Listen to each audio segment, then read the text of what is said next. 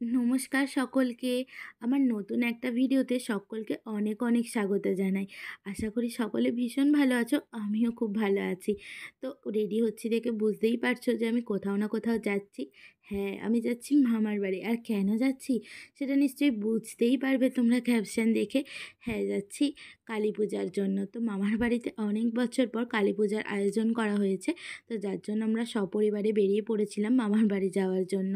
তো চলো বেরোনো যাক। আর এই চশমাটা না গাড়ি চালানোর জন্যই আরও পরা, যেহেতু চোখে পোকা পড়বে তাই।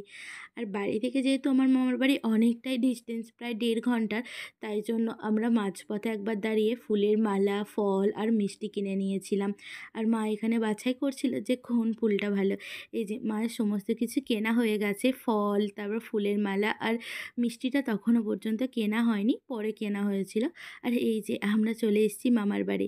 বাইরের ফুলের গেটটা দেখছো কি সুন্দর লাগছে না? তো চলো ভেতরে যাওয়া যাক। আর এই যে আমরা চলে এসেছি ভেতরে। আর এই যে আমার মামা বসে আছে এদিকে, আরও আত্মীয় স্বজনরা সাথে ছিল। আর এই যে বহু প্রতীক্ষার পর সেই মায়ের দর্শন পেলাম। আর আমরা মামার বাড়িতে যাওয়ার পর সবার উত্তেজনা যেন আরও দ্বিগুণ হয়ে গেল।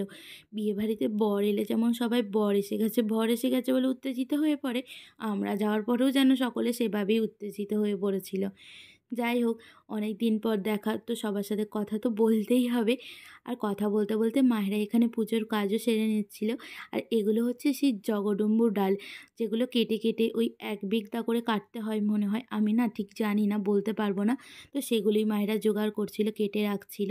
কাজটা যেহেতু এগিয়ে রাখতে হবে, 10টা থেকে পূজা শুরু হবে, আর তখন প্রায় 9:30 বেজে গিয়েছিল।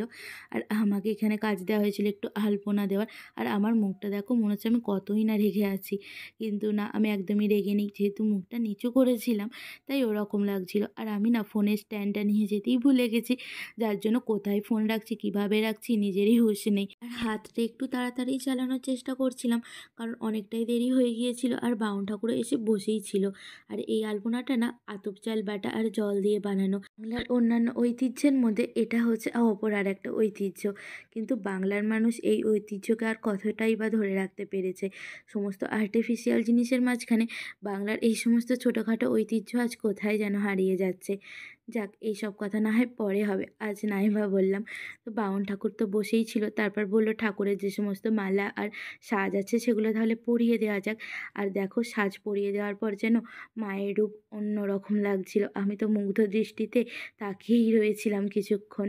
তো তারপর যেহেতু অনেকটাই রাত হয়ে গিয়েছিল, আমরা বাড়ির কয়েকজন মিলে খেতে বসে পড়েছিলাম। আর সেদিন তো সমস্ত কিছুই নিরামিষ ছিল, লুচি, তরকারি আর অনেক কিছুই হয়েছিল। বাট আমার এখন আর সেসব কিছু মনে পড়ছে না, ওই খেয়ে ভুলে যাই আর কি, কিছুই মনে থাকে না। তারপর খাওয়া দাওয়া করতে করতে অনেকটাই দেরি হয়ে গিয়েছিল। আর এসে দেখি ঠাকুরমশাই পুজোয় বসে পড়েছে।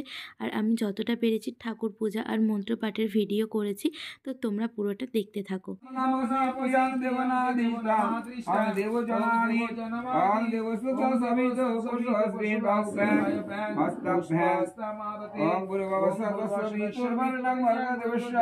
আর এটা হচ্ছে শনিবারের পরের দিন, মানে হচ্ছে রবিবার সন্ধ্যাবেলা। তো আমি তার মাঝখানে আর কোনোভাবে ভিডিও করতে পারিনি, সবার সাথে অনেক গল্প হচ্ছিল তাই। তো যাই হোক, মাকে বেদি থেকে এবার নামানো হলো, এরপর বরণ করা হবে। আর জানো তো, আমার মামার বাড়িতে না একটা নিয়ম আছে যে ঠাকুরকে বেদি থেকে নামানোর পর সেই জায়গায় একটা বাচ্চা ছেলে বা মেয়েকে কিছুক্ষণ ধরে বসিয়ে রাখতে হয়। তাই আমার একটা ভাইপোকে ওই জায়গায় বসিয়ে রাখা হয়েছিল। আর আমার মা বরণ করে উলুধ্বনি দিয়ে অনেক রকমভাবে হাসানোর চেষ্টা করছিল, কিন্তু ও না কোনোভাবেই হাসেনি। আচ্ছা, আর কোথাও কি এই নিয়মটা আছে? যদি থাকে আমাকে নিশ্চয়ই জানিও। আমি প্রথমবারের মতো এই নিয়মটা দেখলাম। আর বরণ শেষে আমরা একটুও সময় নষ্ট না করে সকলে মিলে সিঁদুর খেলা শুরু করে দিয়েছিলাম। আর জানো, আমার একটা বোনঝি আমার গালে সিঁদুর দিয়ে বলছে হ্যাপি হোলি মাসিমণি। আর আমার না ভীষণ হাসি পেয়ে গিয়েছিল। আর আমার মুখের এই রকম রিয়াকশানের কারণ কি জানো? আমাকে পিছন থেকে কে এমন ঠেলা দিল জানি না, আমার হাত থেকে আর একটু হলেই ফোনটা পড়ে যেত নিচে। আর আমি না সারা রাস্তায় একটু আর ভিডিও বানাতে পারিনি, কারণ সারা রাস্তাটা ভীষণ অন্ধকার অন্ধকার ছিল। তাই নদীর ঘাটের কাছে এসে সবাই লাইট দিচ্ছিল বলে একটু চারিদিকটা আলো হয়েছিল, তাই তখন একটু ভিডিও বানাতে পেরেছিলাম আর কি।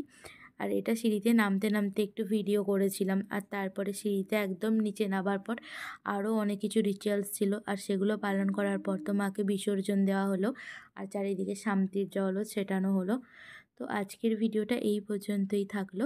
সকলে ভালো থেকো, সুস্থ থেকো আর সকলকে নিশ্চয়ই ভালো রেখো, পজিটিভিটি রেখো চারিদিকে। তো এইটুকুই বলার। তো শুভরাত্রি, টাটা।